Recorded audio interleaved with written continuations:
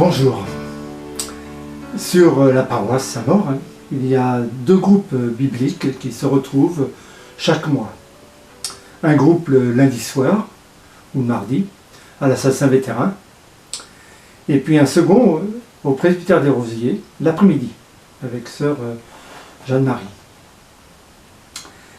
Ces deux groupes utilisent pour leur partage un document du diocèse, lecteur de la parole de Dieu, qui chaque année propose des textes, cette année, les grandes figures de l'Ancien Testament. Donc, pour chaque rencontre, il y a un déroulement qui est déjà un peu prévu. Ces groupes se retrouvent, en fin de compte, suite à une décision du diocèse lors du synode de 2007. Le synode de 2007, dans le principe numéro 4, soutenir les acteurs de la mission, se laisser former par la parole de Dieu. Et la décision 1, proposer localement et régulièrement des temps bibliques communs au diocèse à vivre en famille ou en groupe. C'est donc dans le prolongement de ce diocèse, et les derniers projets pastoraux n'annulent pas ces décisions de 2007. Ces groupes ne sont pas réservés à des spécialistes, ce ne sont pas des cercles d'études ou des conférences ou des cours. C'est vraiment un temps que nous nous donnons pour vraiment prendre le temps de découvrir les textes, alors que souvent on les entend très rapidement et parfois ils ont du mal à nous rejoindre parce qu'ils viennent d'un autre contexte culturel, d'une autre époque. Et pourtant pour nous chrétiens c'est important puisqu'ils nous permettent de mieux vivre du Christ. Alors le groupe chaque mois prépare, et parmi nous certains font un travail qu'ils présentent aux membres du groupe. Au cours du mois d'avril, ce qui était proposé, c'était des textes, sont des textes tirés de Jérémie, de Isaïe, le serviteur souffrant, et un passage de la Passion selon saint Jean. Des textes qu'il est important de pouvoir lire maintenant au cours de cette semaine sainte. C'est pourquoi nous vous proposons bien le travail de préparation qui a été fait par certains et certaines d'entre nous, qui puisse nous aider à mieux entrer dans la compréhension de ces textes et surtout à mieux vivre du Christ qui a marché vers la passion pour revivre pour la résurrection, une résurrection dans laquelle nous sommes entraînés avec lui. Bonne écoute et merci pour votre attention.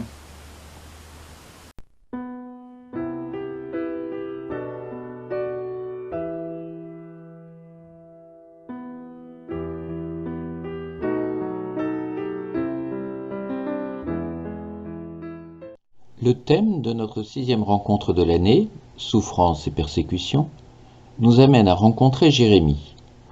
De ce grand prophète, nous savons qu'il est présenté souvent en personnage triste, pleurant et méditatif. Certains disent que le mot jérémiade est lié à ses confessions et confidences. En tout cas, ce prophète est reconnu pour être parmi les 4 grands prophètes bibliques. Il est écrit au premier chapitre du livre que Jérémie a été choisi par Dieu très tôt dans le sein de sa mère.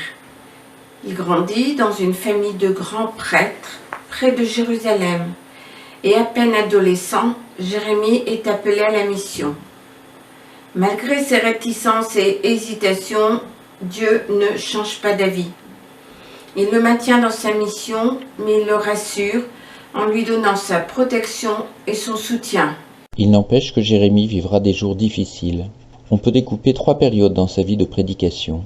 La première, sous le roi Josias, dernier roi pieux du royaume de Juda.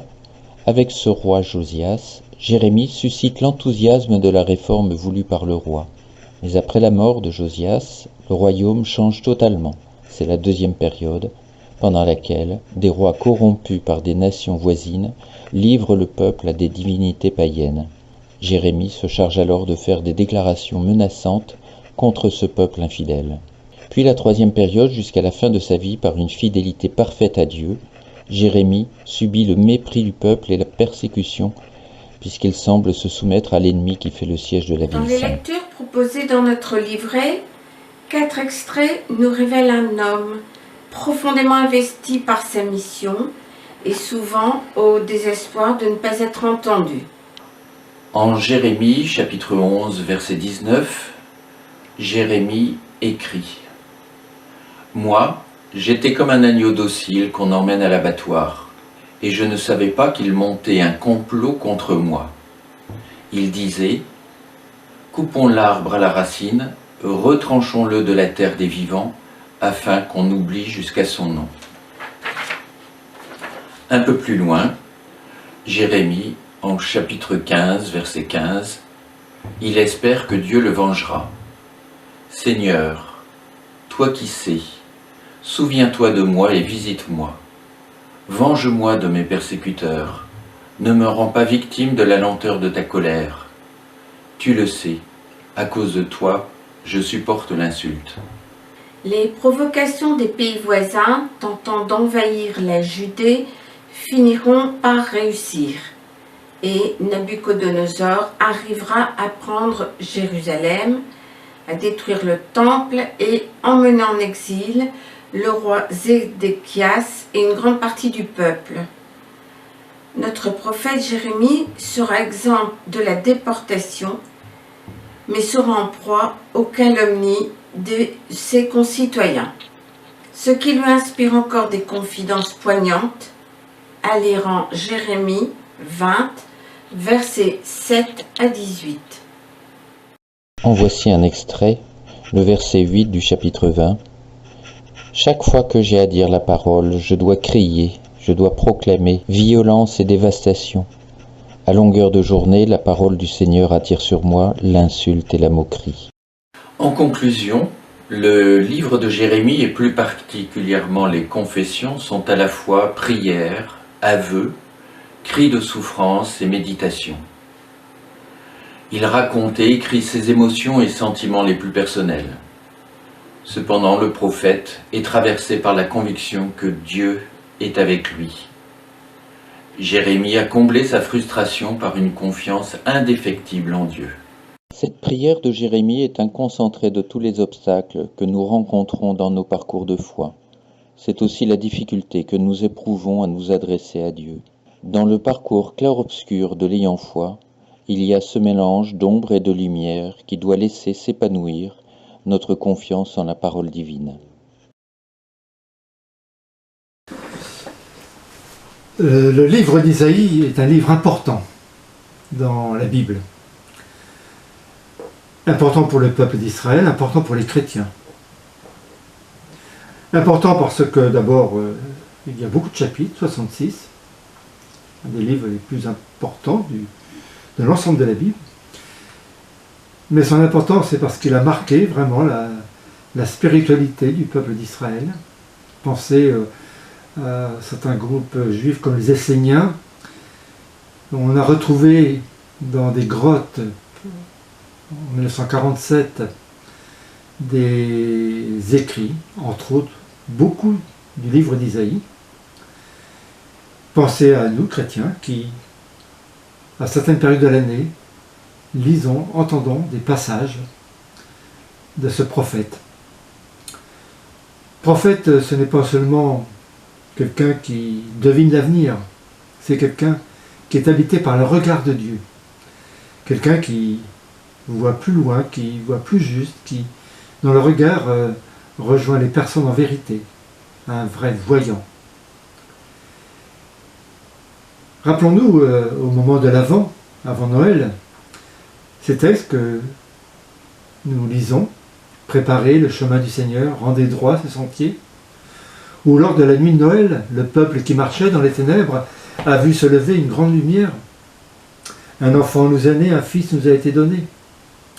Ou encore pendant le carême, cette invitation à être attentif à nos frères si tu dénoues les liens de servitude, si tu libères ton frère enchaîné, alors la nuit dans ton chemin sera lumière de midi. Alors en fait, sous le nom d'Isaïe, il y a plusieurs auteurs. C'est assez courant dans l'Antiquité d'avoir un nom, et puis qu'il y ait plusieurs auteurs qui se reconnaissent de celui qui a donné le premier un certain style, un certain esprit. Et donc d'autres auteurs qui reprennent le même style, le même genre littéraire. Le premier Isaïe, plutôt dans les années 700 avant Jésus-Christ, était un homme très proche du temple, un homme cultivé, aisé, qui était un peu comme le conseiller des rois. Et à ce moment-là, les deux petits royaumes, celui de Jérusalem, celui du Nord, étaient un peu comme sous pression devant les grandes puissances, la Syrie, l'Égypte, et puis après plus tard, Babylone. Et Isaïe est un peu le conseiller politique, en quelque sorte, de ces rois. Mais vraiment, il dit une parole qui laisse entrevoir un espoir, une lumière, un Messie, un nouveau roi. Quelques siècles plus tard, 500 avant Jésus-Christ, c'est l'exil. Et là, d'autres prophètes, Jérémie, Ézéchiel, mais aussi Isaïe, second Isaïe, essaient de répondre à cette question, mais qu'est-ce qui nous est arrivé? L'exil, c'était toute l'élite de Jérusalem, les lettrés, les religieux, les artisans, toutes les compétences étaient loin de chez eux. Plus de temple. Ils disaient, mais qu'en est-il de notre peuple? Pourquoi en sommes-nous arrivés là? Et dans ces chapitres, on voit émerger un personnage. Plusieurs cantiques, plusieurs chants, qu'on appelle les chants du serviteur. Alors ces chants du serviteur, ils nous présentent quelqu'un qui est abattu, comme défiguré, qui n'est moins que rien. Alors on peut se demander, mais qui était cet homme, ce serviteur souffrant?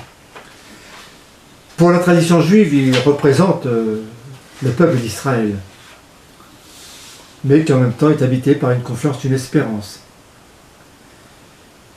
Peut-être que c'est effectivement aussi un juste à l'époque de l'exil, qui vivait très mal de voir qu'autour de lui certains s'en tiraient très bien, qu'ils prospéraient, mais infidèles à la parole de Dieu. C'est peut-être injuste à la manière de Job.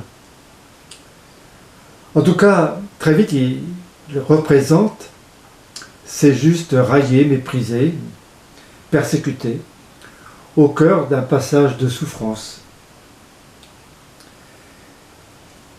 Pour nous chrétiens, dès la rédaction des évangiles, on a tout de suite vu l'image du Christ. Et effectivement, dans les évangiles et même dans les actes des apôtres, ces chants du serviteur sont souvent évoqués, directement ou indirectement. Le dimanche des Rameaux, vous avez peut-être entendu un des passages d'Isaïe avant la lecture de la Passion selon saint Matthieu.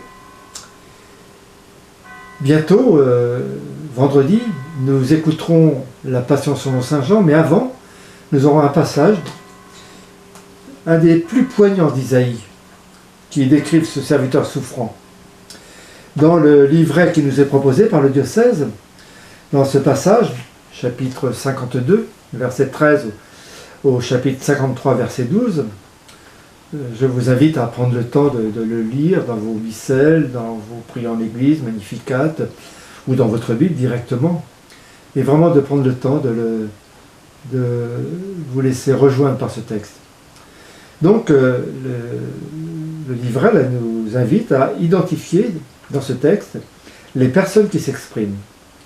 Le serviteur qui parle, le Seigneur qui parle du serviteur, mon serviteur, en lui promettant la vie. Et puis, les témoins qui décrivent la descente du serviteur dans la douleur et finissent par reconnaître que les souffrances du serviteur les concernent. C'était nos péchés qu'il portait. Le seul que l'on n'entend pas, c'est le serviteur. Il souffre trop pour parler.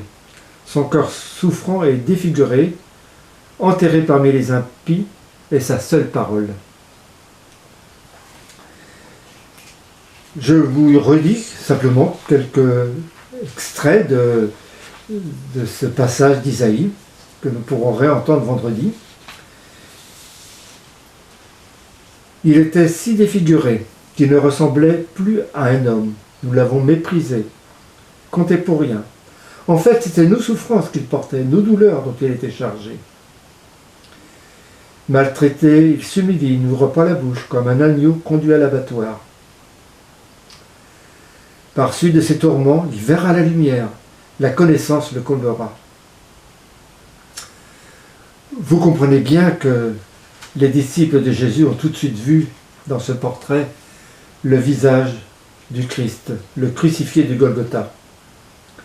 Et c'est pour cela que nous l'écoutons avant d'accueillir le texte de la Passion.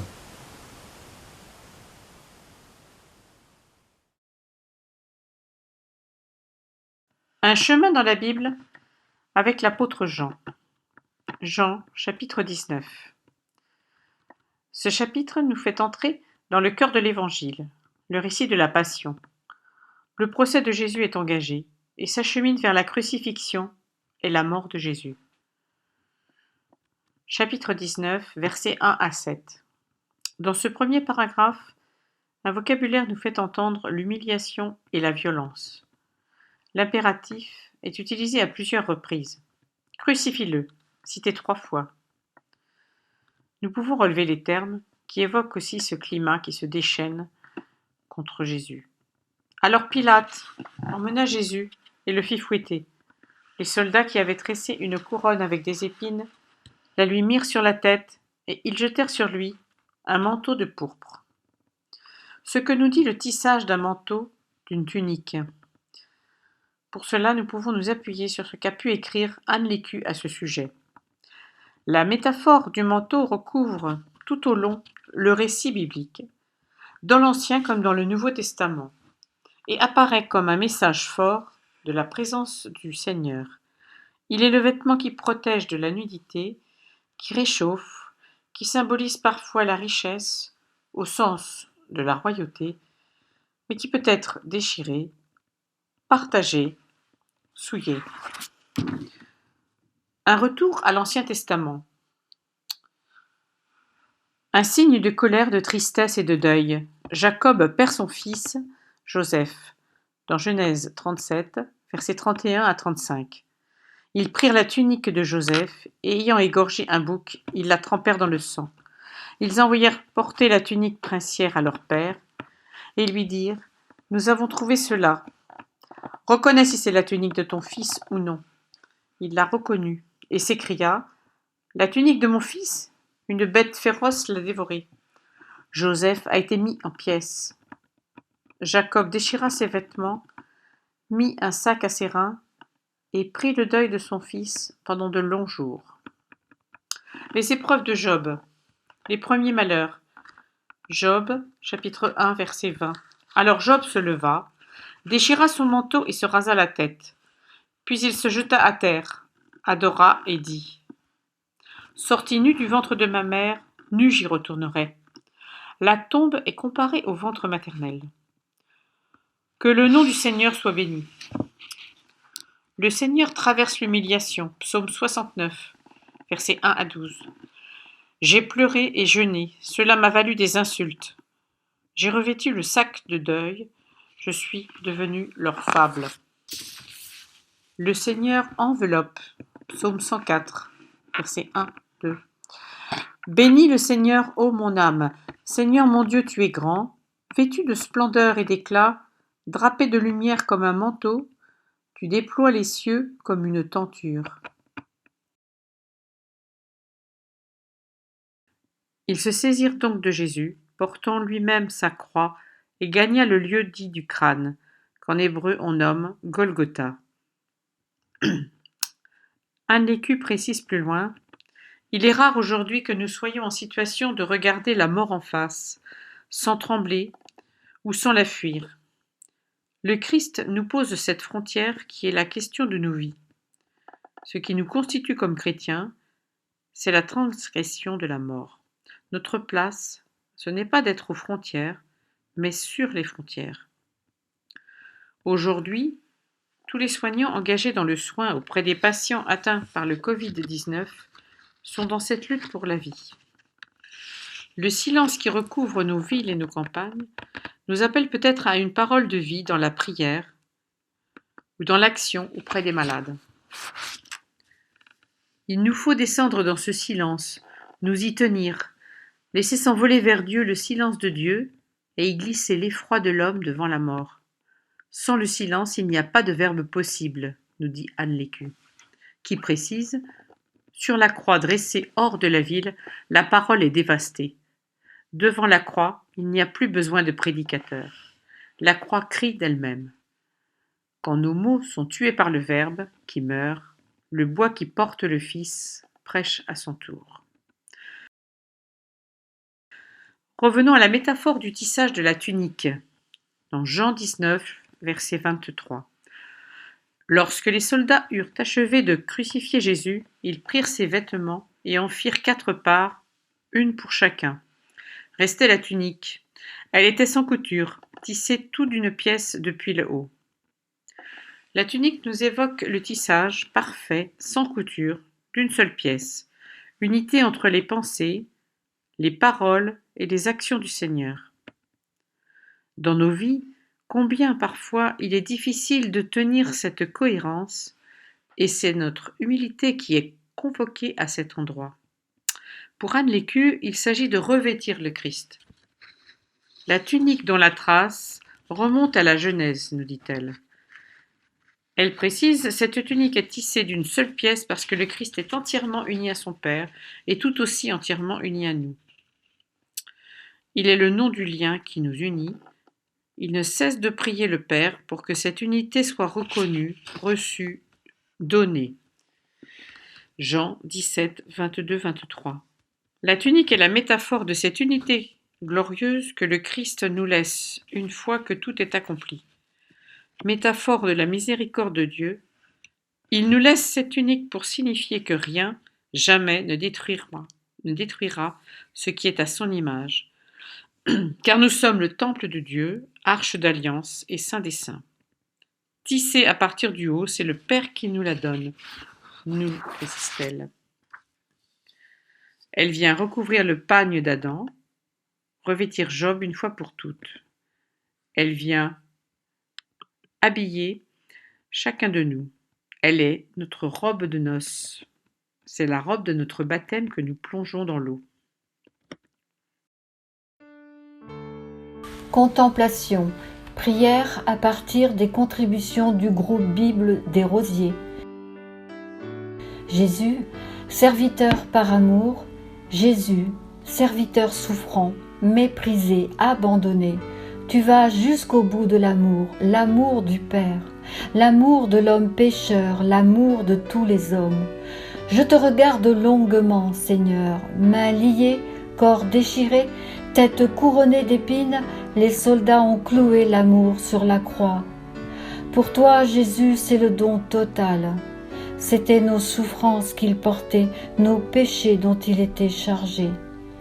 Homme des douleurs, broyé par la souffrance, tu es frappé à mort. Comme Simon, je voudrais t'aider à porter ta croix. Croix de la maladie, de la faim, de la mort. Croix de la solitude, de l'amour incompris. Croix de l'enfant qui s'en va, de l'époux qui trahit. Croix de l'injustice et de la violence. Croix des persécutions si rarement dénoncées. Croix des vies abîmées par de dangereux prédateurs. Croix des indifférents qui n'ont pas mis l'amour au centre de leur vie. Croix des peuples en guerre, des pays ravagés, des pauvres sous les bombes. Croix de ceux qui meurent seuls dans les hôpitaux, étouffés comme tu le fus sur la croix. Croix des familles en deuil qui ne peuvent accompagner l'être aimé. Pardon, Seigneur, ton amour est si mal aimé qu'il est lourd le péché du monde. Mais nous le croyons, Seigneur, bientôt ta croix, ta lourde croix, va rayonner de lumière. Tu seras exalté, ton Père nous l'a promis. Et déjà, en ce monde, des hommes et des femmes suivent ton chemin et te donnent leur vie pour le salut du monde. Voici la croix d'où jaillit la vie.